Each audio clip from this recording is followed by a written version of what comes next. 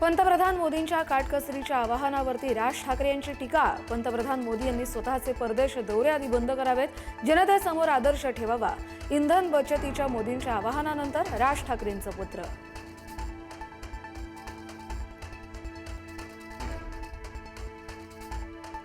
मोदींच्या काटकसरीच्या आवाहनानंतर शरद पवार यांची ही पोस्ट।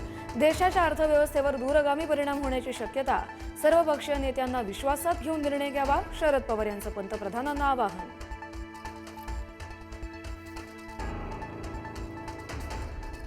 पंतप्रधान मोदी 15 मे पासून युरोपमधल्या 4 देशांच्या दौऱ्यावर। 15 ते 17 मे रोजी नेदरलँड्स आणि 17 मेला त्याच दिवशी स्वीडनचा दौरा करणार। 17 ते 19 मेला पंतप्रधान मोदी नॉर्वेच्याही दौऱ्यावर असणार।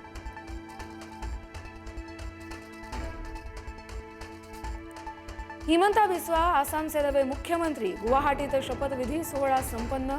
पंतप्रधान मोदींसह एनडीएचे अनेक ज्येष्ठ नेते होते उपस्थित।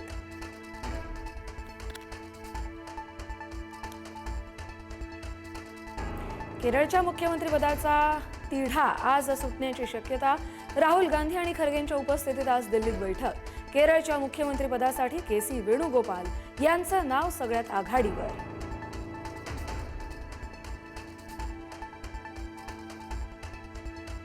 तामिळनाडूचे मुख्यमंत्री विजय यांचा निर्णयांचा धडाका। शाळा, कॉलेज आणि बस स्टॉप जवळची दारू दुकानं हटवण्याचे आदेश। 2 आठवड्यांमध्ये दारू दुकानं हटवण्याच्या सूचना।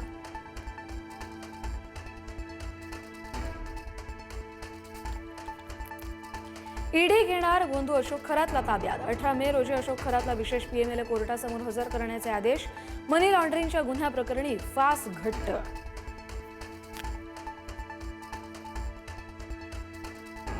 नसरापूर अत्याचार प्रकरणातील नराधम आरोपी भीमराव कांबळेचे पोलीस कोठडी आज संपणार।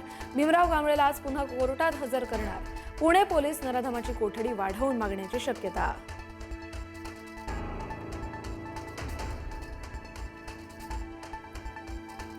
सातारच्या कोयना धरणातील जलसाठा घटला, पात्र उघडं पडलं।